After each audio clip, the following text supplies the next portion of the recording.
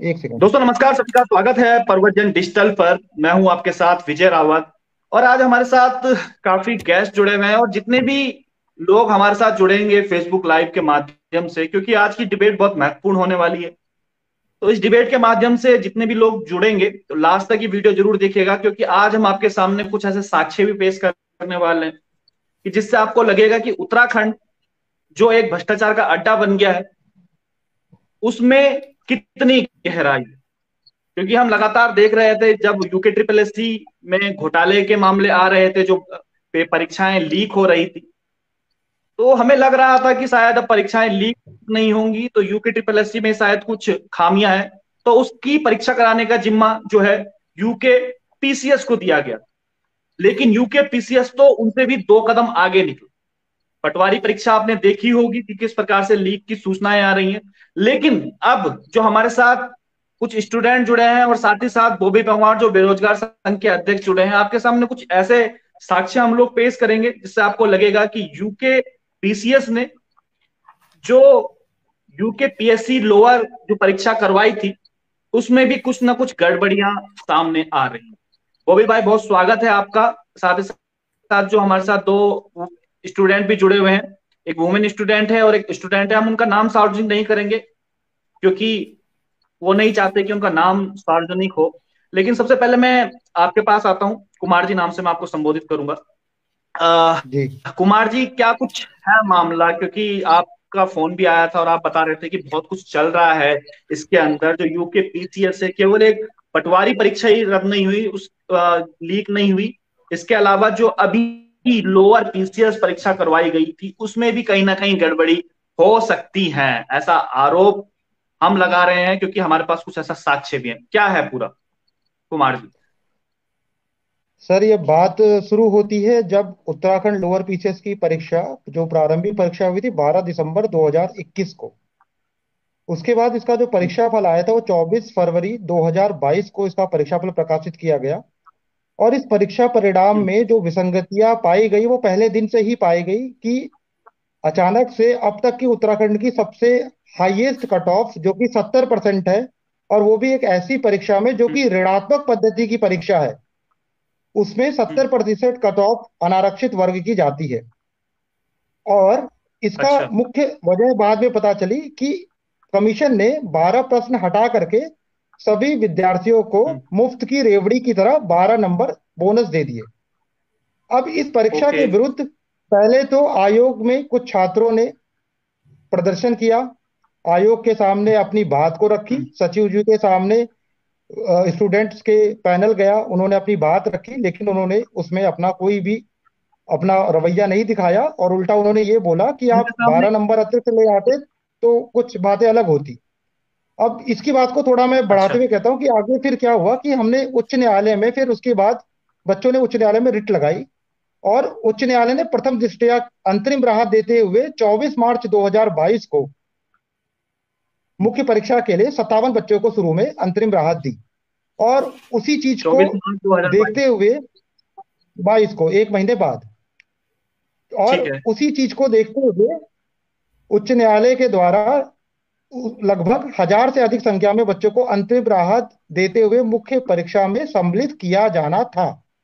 वो बस सम्मिलित अच्छा। किया जाना था, लेकिन इसके बीच आयोग ने कुछ एक ऐसा काम किया जो उसकी नियमावली के बिल्कुल विरुद्ध है। हम्म, आयोग ने परीक्षा नियमावली के अनुसार अगर कोई भी परीक्षा हम्म, आयोग की है और अगर वो रिट के अधीन है, उच्च न्यायालय या हम्म, उच्चतम न्यायालय के रिट के अधीन है, तो जब तक हम्म, उस पे फाइनल वर्डिक्ट नहीं आ जाता तब तक आप उसके 1 वर्ष तक उसकी ओएमआर, उपस्थिति पत्र, मूल पत्र, कार्बन कॉपी, इन सबको आप हम्म। संरक्षित रखेंगे। लेकिन आयोग ने 14 जुलाई 2022 को आयोग की सदस्य नंदी राजू श्रीवास्तव की अध्यक्षता में बनी वेडिंग कमेटी के द्वारा क्रमांक नंबर 10 पर लोअर पीसीएस परीक्षा से हम्म। संबंधित सभी डॉक्यूमेंट्स को नष्ट कर दिया, यानी जला दिया।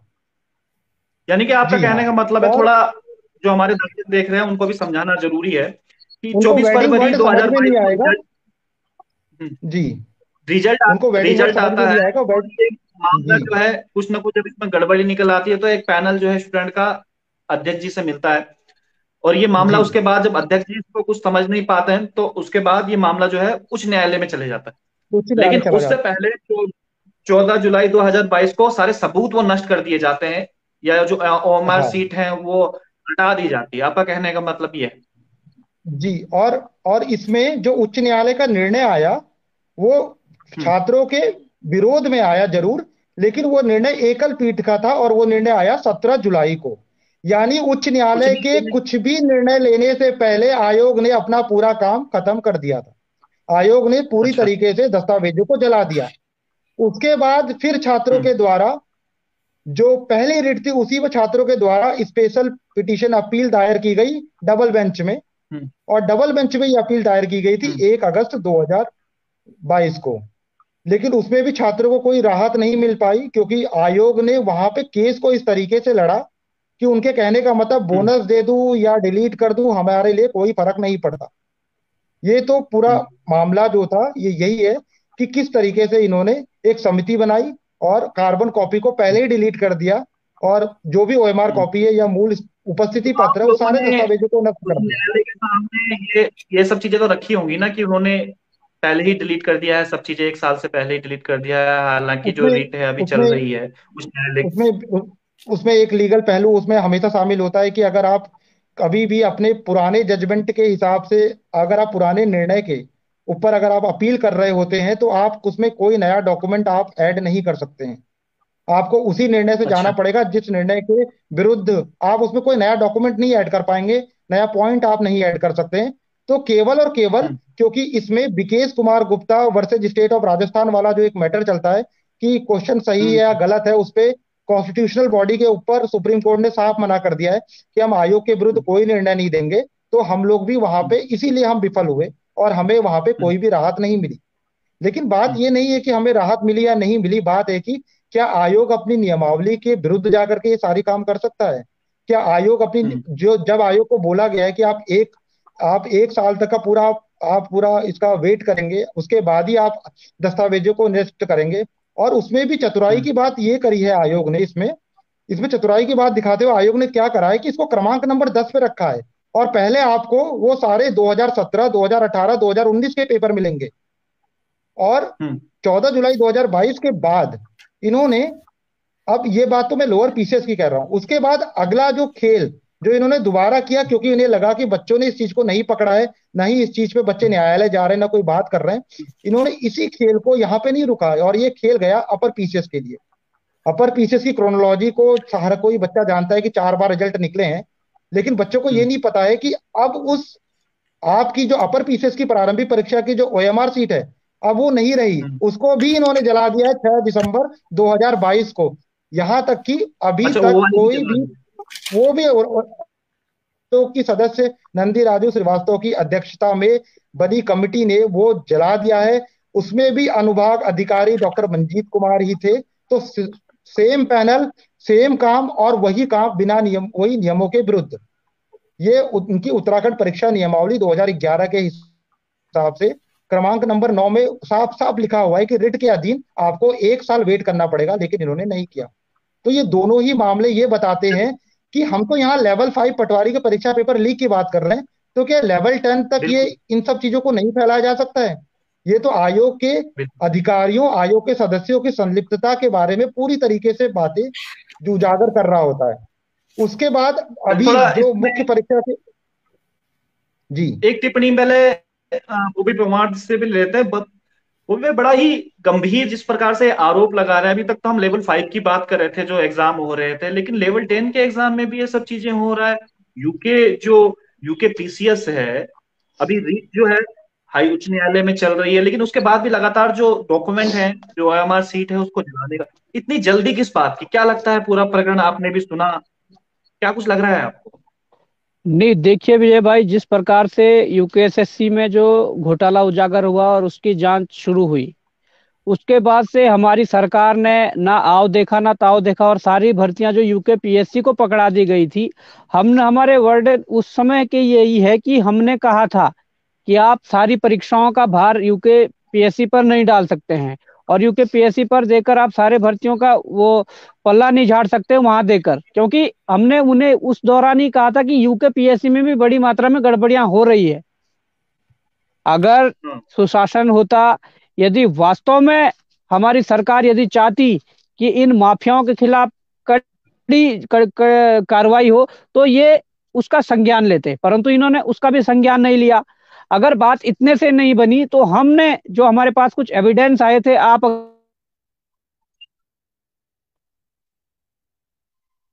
निकली थी उस कॉपी में आपने देखा होगा कि 17-17 नंबर बच्चे को बाहर कर दिया गया है। ये मुख्य परीक्षा के कॉपी की मैं बात कर रहा हूँ, और मुख्य परीक्षा की कॉपी की मैं बात कर रहा हूँ। और मुख्य परीक्षा का मतलब है कि आप अपर पीसीएस, लोअर पीसीएस, आप सब में ही फिर ऐसा करवा रहे हैं। आपके यहाँ एसडीएम से लेकर डीएसपी से लेकर सब इस तरीके से यदि चल रहा होगा तो बन रहे होंगे पैसे देकर। तो ये बड़ा सवाल है। और ये मैं कहना चाहूंगा कि आयोग को जब बेरोजगार संघ ने ये उपलब्ध करवा दी थी चीजें, उसके बाद ना आयोग की कोई प्रतिक्रिया आई, ना इसका उन्होंने खंडन किया। ये सबसे बड़ा प्रश्न चिन्ह यहाँ पर खड़ा होता है। और जिस हिसाब से हमने अभी बातें सुनी, और जो हमारे साथ छात्र जुड़े हुए हैं, इन्होंने कहा कि लोअर पीसीएस में जब परीक्षा हुई और जो आयोग की अपनी नियमावली है उसमें कोई भी जो इनकी परीक्षा होती है, उनके जो सारे कागजात होते हैं, या ओएमआर सीट या जो कार्बन कॉपी जो भी चीजें हैं, उसको 1 साल तक वो नष्ट नहीं करेंगे। और जब मामला कोर्ट में विचाराधीन होगा तो उससे तब तक संभाल कर रखना है जब तक वो मामला, वो फाइनल जजमेंट जब तक उस पर नहीं आ जाता। तो ये आयोग की नाकामी समझे, या आयोग ने ये जानबूझकर किसी को बचाने के लिए ये जो कॉपियां जो नष्ट की है, क्या ये इसमें, अगर आज चतुर्वेदी जेल के अंदर गया है तो आयोग के अंदर कितने ऐसे अनुभाग है, और उन अनुभागों में कितने चतुर्वेदी बैठे हैं। और उसके अलावा जब ऐसे चतुर्वेदी ने इस प्रकार के घृणित ये कृत्य किए हैं, और उनके ऊपर से वहां के सचिव की, वहां के अध्यक्ष की ना हो, ऐसा मैं मान ही नहीं सकता। क्योंकि वहां के सचिव के पास हमने जो चीजें दी थी, उस पर अगर वो चीजें हमारी गलत थी तो उस पर उनको खंडन करना चाहिए था, अगर सही थी तो उस पर कार्रवाई करनी चाहिए थी। तो ये सब देखिए, हमने उनके आगे जो चीजें रखी, हमने जो उनके पास साक्ष्य दिए, हमने 2015 प्रवक्ता के, पॉलिटेक्निक प्रवक्ता की कुछ चीजें रखी, जिसमें आयोग की नियमावली कहती है कि एक सीट पर हम, अगर एक सीट हुई तो हम 5 गुना लेंगे, और अगर सीटें 4 से 5 हो तो हम 4 गुना लेंगे, और अगर सीटें 5 से 10 तक हो, 11 तक हो, तो हम 4 गुना लेंगे, और 11 से अधिक सीटों पर हो 3 गुना लेंगे। तो एक सीट थी, उसमें 5 लोगों को लेना चाहिए था, उसमें 2 बच्चों के सेम नंबर थे तो ज्यादा से ज्यादा 6 लोगों को ले सकते थे, परंतु उन्होंने 8 लोग लिए। 8 लोग सिर्फ इसलिए लिए कि 8वें का सिलेक्शन करवाना था, जबकि पहले और 8वें में जो रिटर्न जो मार्क्स है उनके, उनमें काफी ज्यादा डिफरेंस था, और इंटरव्यू में जाकर 8वें का सिलेक्शन करवाया, 8वें तक मेरिट डाउन करी। क्यों? हम जब बीच में आयोग गए, हमने ए और जेई का वहां पर मुद्दा रखा, हमने कहा कि ए और जेई में हमें काफी संभावनाएं लग रही है कि उसमें धांधली हुई है, क्योंकि ए और जेई का जो पेपर, वो बीडीओ बीपीडीओ से पहले का मामला है, तब चीजें इस प्रकार से प्रदेश में खुली नहीं थी। मामला बीडीओ बीपीडीओ चाहे यूकेएसएससी का हो या यूकेपीएससी का भी, एईजेई का हो, पर कहीं ना कहीं भ्रष्टाचार का जो परीक्षाओं में जो जाल फैला हुआ था, और वो जाल जो फैला था, वो मामले खुले नहीं थे।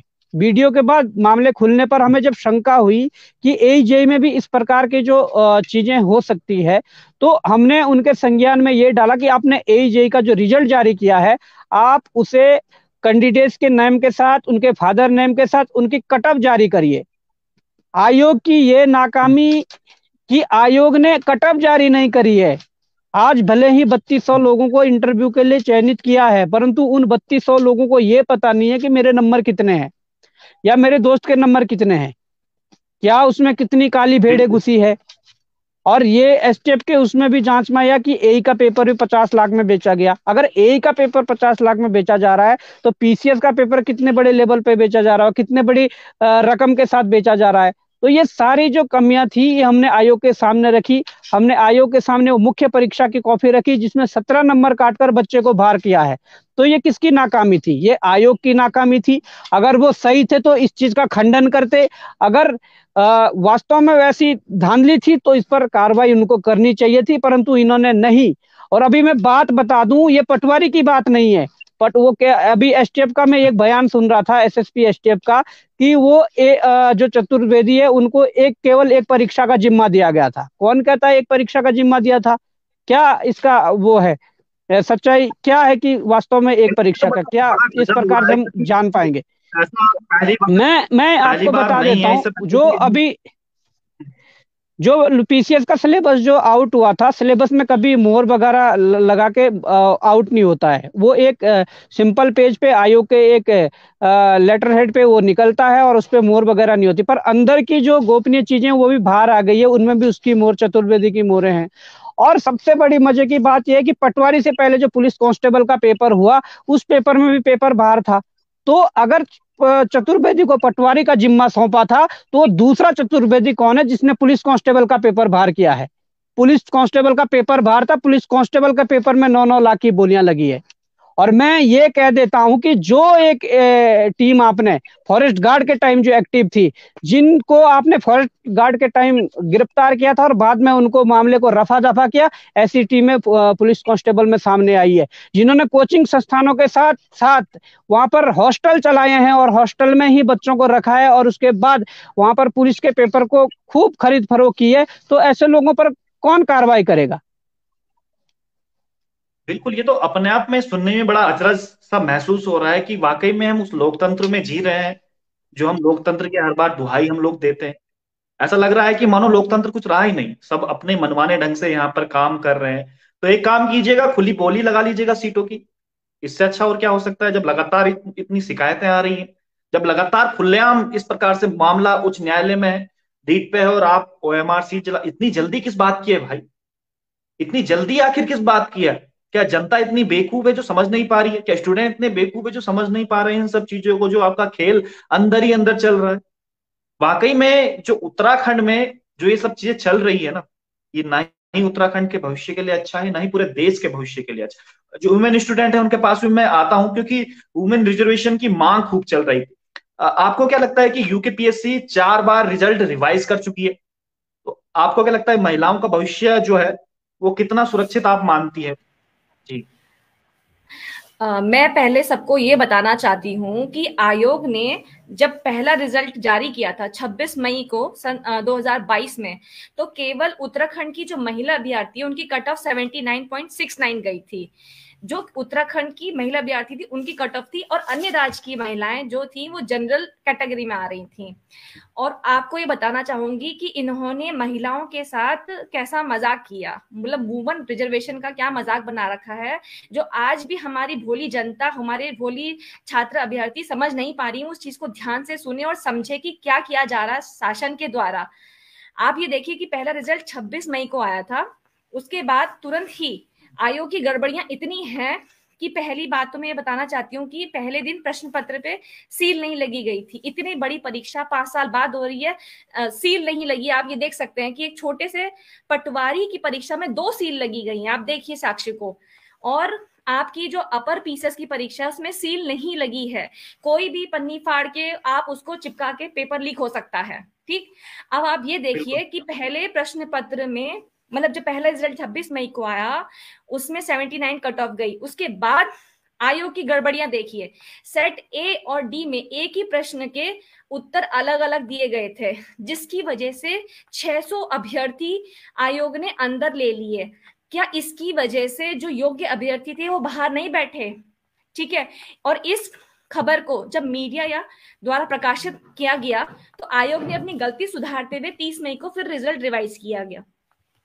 उसके बाद क्या होता है कि जब ये रिजल्ट आ जाता है और परीक्षा इसकी निर्धारित हो जाती है 20 अगस्त को, तो अन्य राज्य की महिलाएं भी कोर्ट में केस कर देती हैं कि जब वुमेन रिजर्वेशन मिल रहा है तो हम भी वुमेन है, हमें भी रिजर्वेशन दिया जाए।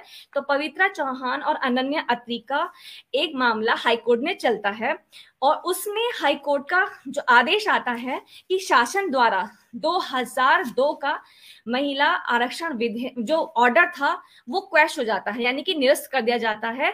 अब जितने भी महिला अभ्यर्थी हैं, चाहे वो यूपी की हो, बिहार की हो, सब महिला अभ्यर्थी मानी जाएगी। तो यहाँ से ही हमारी उत्तराखंड की महिलाएं जो हैं भविष्य के गर्त में चली गई हैं, वो ये समझिए।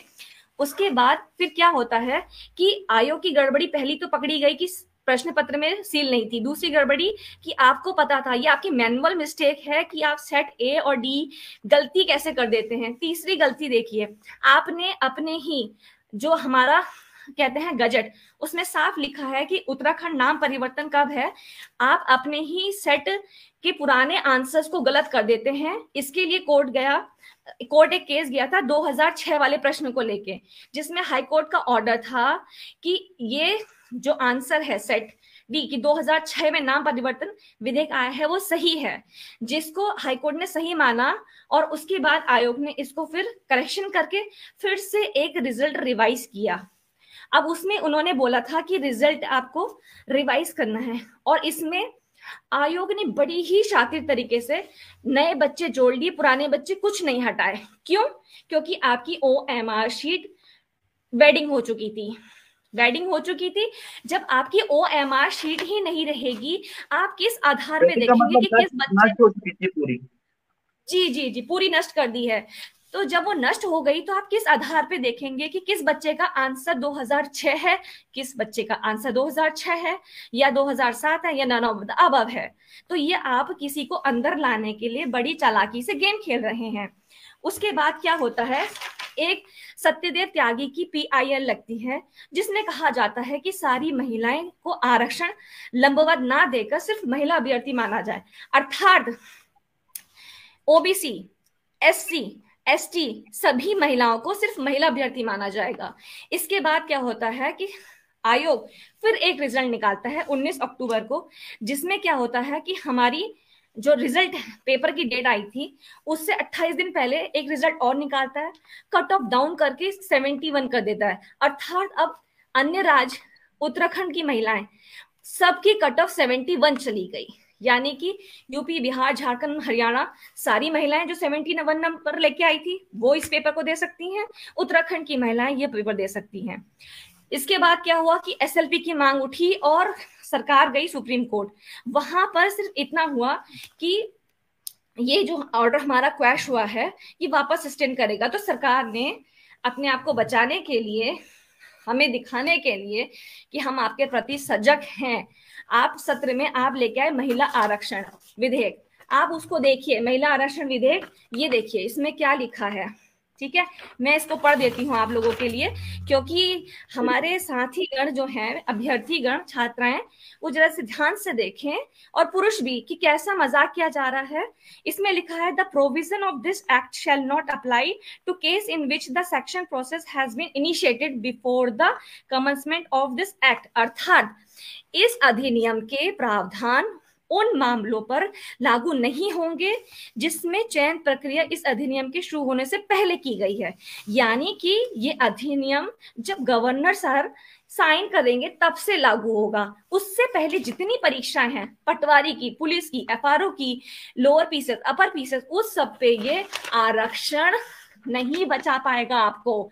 आज ये महिलाएं सब सुन लें कि ये आरक्षण आपको नहीं बचा पा रहा है, चाहे आपकी सुप्रीम कोर्ट में कुछ हो या हाई कोर्ट में कुछ हो। जब तक हमारी सरकार की दृढ़ इच्छा शक्ति नहीं होगी, आप नहीं बच पाएंगे। इसमें साफ लिखा है कि जिस दिन हमारे राज्यपाल महोदय ने अभी जो साइन किए हैं इस पे, सर ने 8 या 9 जनवरी को, जब ये मांग उठी थी कि क्या मुख्य परीक्षा फिर से स्थगित कर दी जाए क्योंकि महिला असुरक्षित है, महिलाओं को अभी भी डर है कि वो अंदर है या बाहर है, तो इसलिए इसमें साइन किया गया। महिलाओं को ये लगता है, आज को मैं एक चीज और बताना चाहूंगी कि ये जो हमारा इतना सारा सब हमें पता चल पा रहा है कि आयोग में इतनी गड़बड़ी हो रही है, पेपर लीक हो रहा है, ये सब सोशल मीडिया की देन है। हम लोग एकजुट हैं तो इस सोशल मीडिया की वजह से, और आज यही सोशल मीडिया सभी छात्रों के मन में भय पैदा कर रहा है। पूछे कैसे?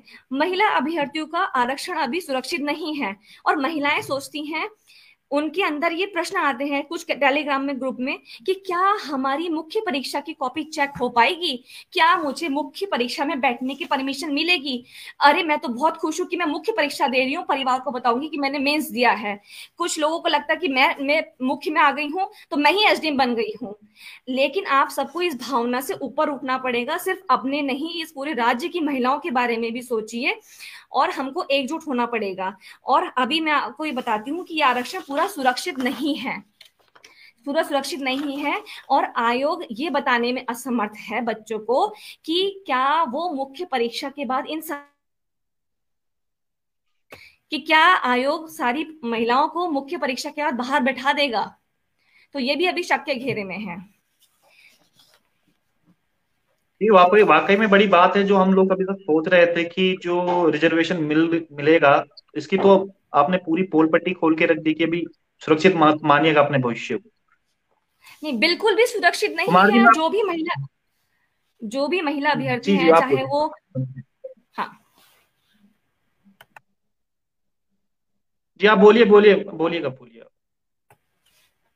अच्छा, मैं कह रही हूँ कि जो भी महिला अभ्यर्थी है, जो भी उत्तराखंड की महिलाएं हैं, चाहे वो दिल्ली में है, कहीं भी है, वो उनको लग रहा है कि वो मुख्य परीक्षा में दे रही हैं, वो सुरक्षित नहीं है।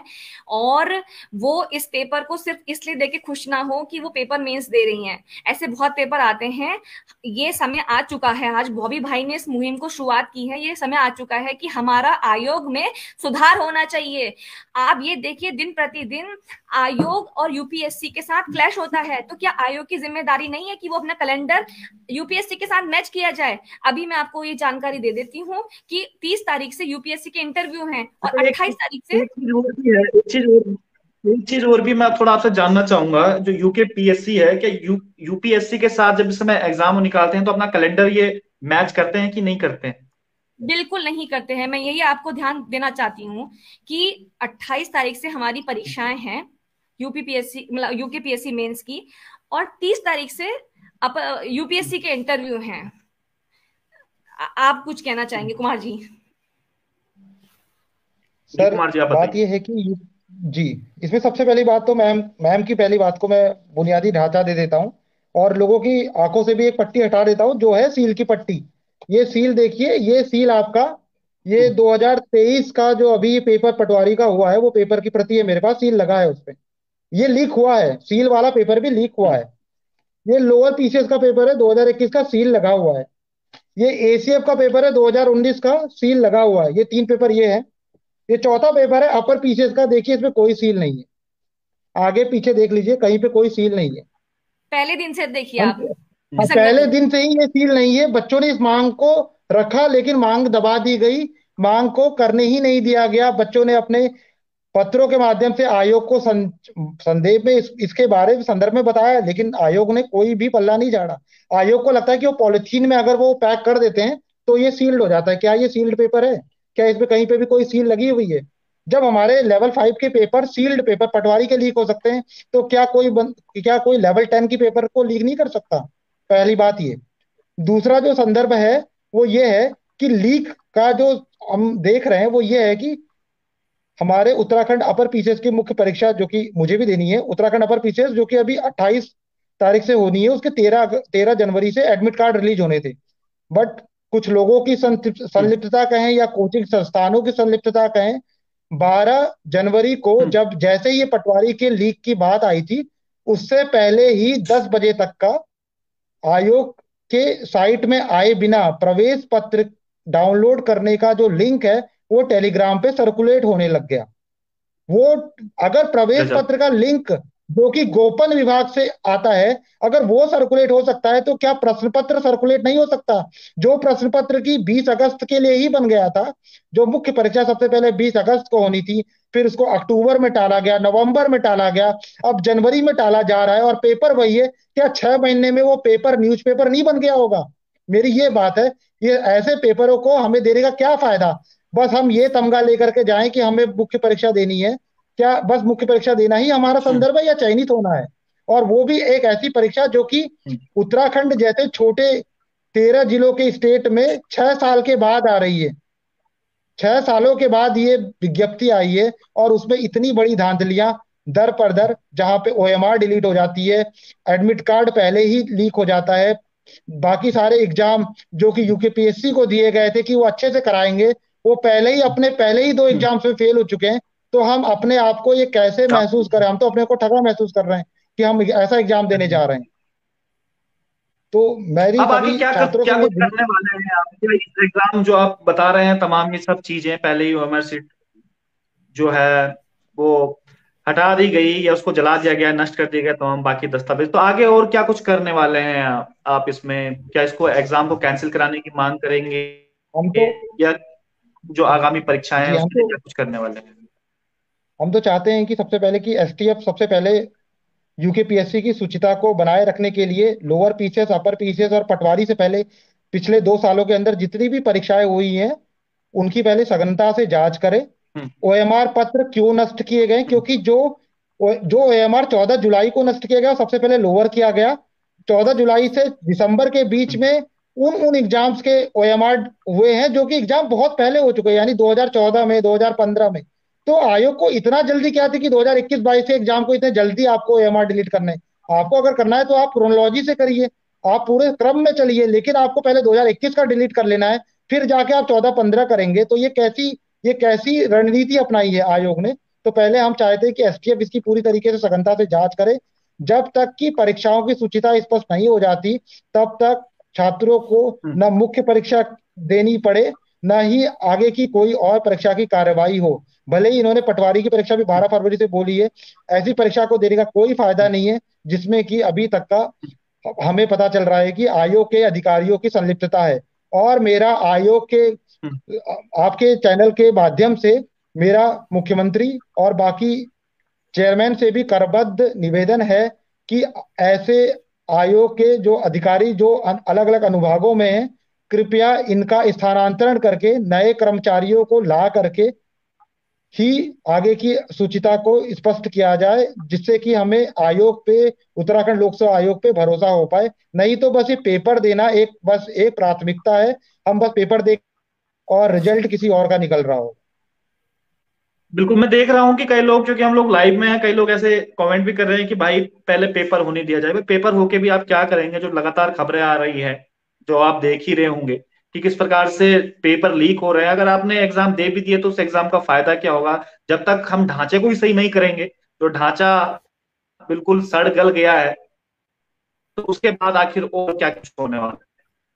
एक कुछ सवाल और भी आ रहे हैं, मैं आपसे पूछूंगा कुमार साहब, जिसमें एक व्यक्ति लिख रहे हैं, आशीष दसमाना जी की, मेरा एक सवाल है कि पेपर के अंदर ओएमआर क्यों आ रही है?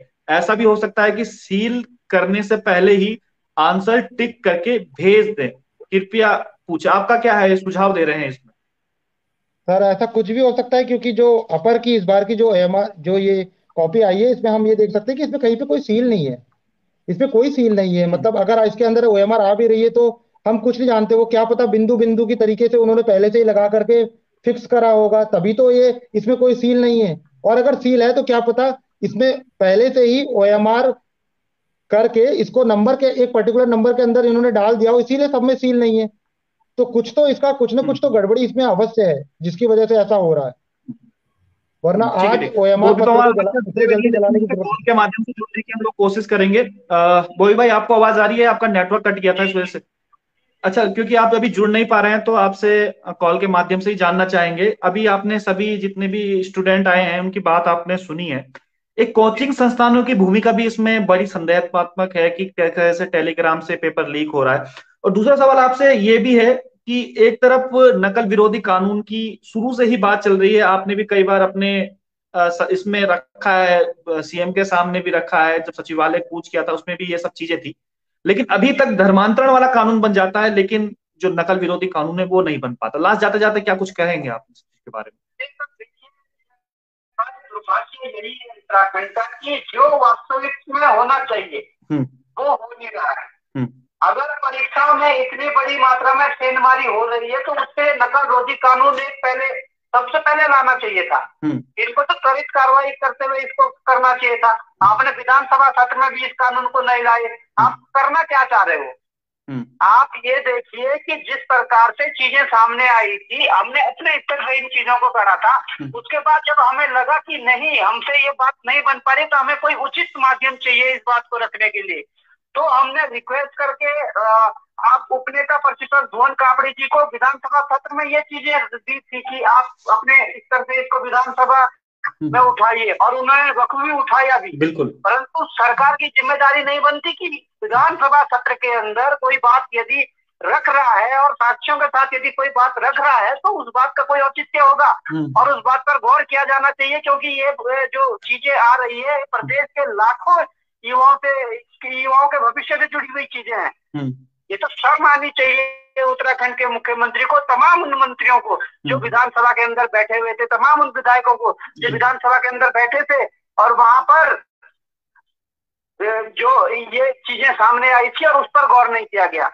बिल्कुल, ये तो वाकई में शर्म वाली बात है कि उत्तराखंड में धर्मांतरण वाला कानून सबसे पहले बन जाता है। इनके लिए बहुत धर्म सबसे पहले जरूरी है, धर्म बचाना पहले जरूरी है, लेकिन स्टूडेंट का जो भविष्य अभी अधर में लटका हुआ है, जो लगातार स्टूडेंट के भविष्य के साथ खिलवाड़ किया जा रहा है, हर दिन हम देखते हैं कि कोई ना कोई पेपर लीक हो रहा है, बड़ी बड़ी बोलियां इसकी लग रही है, इसके ऊपर कोई भी नकल विरोधी कानून की एक भी विधायक ढंग से कोई बात नहीं करने को तैयार।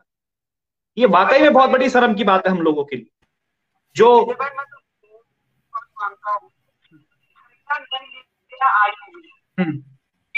के बाद यदि संज्ञान नहीं लिया, तो मुझे ये पूरा शक है कि यहाँ से सचिव और अध्यक्ष भी मिले हुए हैं, और अगर संज्ञान नहीं लिया है विधानसभा में उठने के बाद सरकार ने, सरकार के विधायकों ने, मंत्रियों ने, मुख्यमंत्री ने, तो मुझे ये पूरा विश्वास है कि ये लोग खुद लोक सेवा आयोग से मिले हुए हैं और लोक सेवा आयोग के माध्यम से पूरे प्रदेश में जो प्रशासनिक ढांचा चल रहा है, जो प्रशासन में जो यहाँ से एसडीएम, डीएसपी वगैरह जा रहे हैं, वो कहीं न कहीं ये टारगेट हो सकता है सरकार की, हमारे लोग हर विभाग में जाएं। ये मैं आरोप लगा रहा हूँ, क्योंकि ये जब संज्ञान लेना चाहिए था तब इस मुद्दे का संज्ञान नहीं लिया, और आज इतनी बड़ी जो घटना हुई है यूकेएसएससी में, उस घटना पर जो कार्रवाई चल रही थी, और उस कार्रवाई के दौरान ही आप देखिए भी कार्रवाई पूरी नहीं हुई है, उस कार्रवाई के दौरान ही लोक सेवा आयोग से ये चीजें सब सामने आई है। और मैं बता दूं, पुलिस कांस्टेबल का पेपर बाहर आया था, अब हमें एसटीएफ बताए कि कहाँ कहाँ किस किस लोगों ने वो पेपर खरीदा था, क्योंकि इसमें उन लोगों की संलिप्तता भी पाई जा रही है जो लोग इन्होंने पहले छोड़े थे फॉरेस्ट गार्ड के टाइम। अब तो मुझे ये लगता है कि शायद एसटीएफ से भी बढ़कर अब सीबीआई की मांग इसमें करनी चाहिए। उसके बाद तुरंत 15 दिन बाद दूसरा पेपर पटवारी का होता है और पटवारी का पेपर बाहर आ जाता है।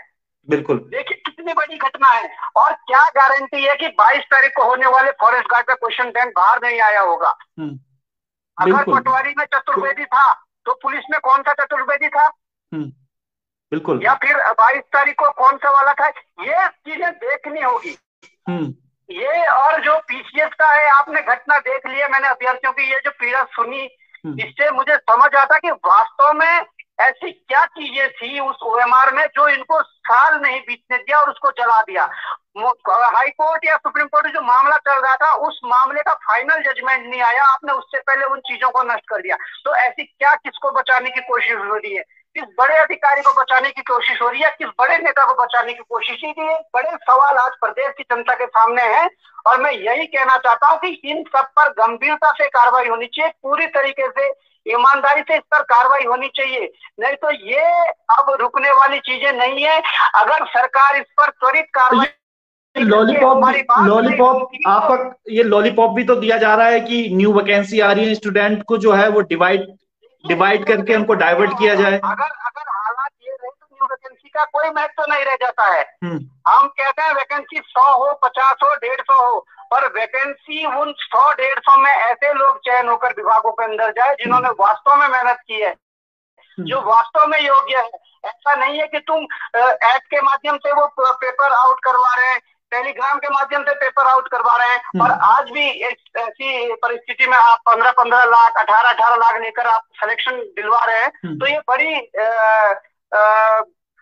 बुरी बात है। और इसमें मैं यही कहना चाहूंगा कि अगर सरकार, हम 10 दिन से मुख्यमंत्री से टाइम मांग रहे हैं पर टाइम नहीं दे रहे हैं, हम इस पर गंभीरता से सरकार से बात करना चाहते हैं, और सरकार, एसटीएफ, आयोग को हमसे जो भी मदद चाहिए, हमारे पास जितनी भी जानकारियां हैं, हम जितना भी जानते हैं, या हमारे पास जो चीजें हैं, हम पूरी तरीके से इसमें मदद करने के लिए तैयार हैं।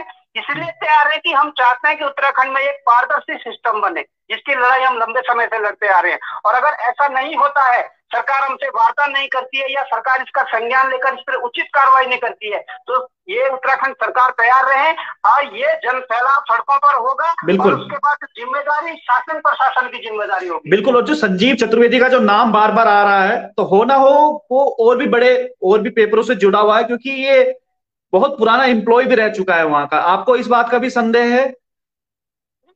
संदेह है। और संजीव चतुर्वेदी के साथ अंदर कौन कौन और लोग मिले हुए हैं, इस पर भी संदेह है। जिसका पूरा परिवार उसमें लगा हो, उसकी पत्नी का आप देख ले, उसकी पत्नी गिरफ्तार है। उसकी पत्नी पैसे लेकर किचन में पैसे 6-6 लाख रुपए किचन में रख दे रही है। लोगों के तिजोरी में 6,000 नहीं होते, वो किचन में 6 लाख रख रही है। तो आप देख सकते हैं कि किस प्रकार से, क्योंकि यूकेएसएससी का जो मामला आया था उसमें जो 4th क्लास एक कर्मचारी था, उसने अपने जैकेट के अंदर जो पेपर बाहर छुपा कर लाया था, तो वो तो कोई गोपनीय अधिकारी नहीं था, परंतु चलो चतुर्वेदी गोपनीय अधिकारी था। पर उस गोपनीय अधिकारी की और कितने अंदर गोपनीय अधिकारी के जिनका इनके साठ गांठ है और ये हर पेपर बाहर करवा रहे हैं। दूध की रखवाली के लिए बिल्कुल बिल्ली को ही बैठा दिया गया है, ऐसा प्रतीत होता है। हर जगह भ्रष्टाचार घुस पड़ा है उधर। लेकिन जाते जाते बोई भाई, एक लास्ट सवाल आपसे रहेगा, जो अभी हमारे साथ स्टूडेंट भी जुड़े हैं, बड़ी कसमकस में है, आगे क्या कुछ किया जाए, क्योंकि आप बेरोजगार संघ को रिप्रेजेंट करते हो, आगे क्या कुछ किया जाए इनके द्वारा, या आखिर क्या कुछ आप लोग इसमें करने वाले हैं?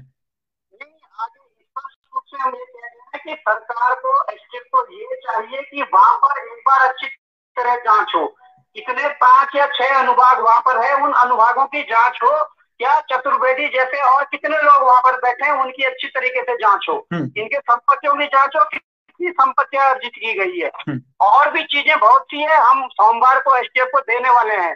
बहुत सी चीजें हमारे पास आई है और वो हम सब देंगे। और जब ये चीजें चल रही थी तो सचिव और अध्यक्ष कर क्या रहे थे? सचिव और अध्यक्ष की कार्रवाई नहीं करी। क्या सचिव और अध्यक्ष की भी संलिप्तता है? ये भी जांच का विषय है। तो ये सारी चीजें, और इस पर कोई कार्रवाई नहीं होती है, सरकार संज्ञान नहीं लेती है। तो सरकार ये समझे कि हम सड़कों पर सैलाब लेकर आएंगे और ये रुकने वाला नहीं है, क्योंकि ये उत्तराखंड के भविष्य से जुड़ा। सरकार पे भरोसा है अभी भी आपको बोई भाई? देखिए, भरोसा क्या करना है, भरोसा तो अब करना ही पड़ेगा किसी ना किसी पे। और भरोसा तब हम कर पाएंगे जब हम जो चीजें देंगे, जो हमारे पास पुख्ता जानकारी है, उसके हिसाब से वहां पर हमें परिणाम मिले, तो उस हिसाब से भरोसा किया जाएगा। अन्यथा नहीं, अन्यथा क्या भरोसा करें फिर किसी का। सीबीआई की मांग भी लगातार आ रही है कि जितने भी एग्जाम में सब चीजें धांधली सामने पे आ रही है, उसमें सीबीआई जांच सभी को दे दी जाए। बिल्कुल कर दी जाए, सीबीआई जांच कर दी जाए, परंतु सीबीआई कहाँ आती है? बीजेपी शासित प्रदेशों में सीबीआई कहाँ आ रही है? सीबीआई पश्चिम बंगाल में जाएगी, सीबीआई नहीं, जमीन घोटाले पे तो आ जाती है। मैंने देखा है कि जमीन घोटाले में एक छोटा सा आ जाती है। जहाँ पर सरकार के खुद के लोग संलिप्त ना हो, वहां पर सीबीआई आ जाएगी। परंतु जहाँ पर सरकार के अपने लोगों की संलिप्तता पाई जाएगी, वहां पर सीबीआई का जो जांच समितियां दूसरी भी होगी, प्रदेश स्तरीय जो जांच समितियां होती है, उनकी जांचें भी ठप पड़ जाती है। ये यहाँ पर एग्जाम्पल सेट हो चुके हैं उत्तराखंड में। बिल्कुल। और सरकार की जो साख है उस पर भी एक बहुत बड़ा ठप्पा लग चुका है।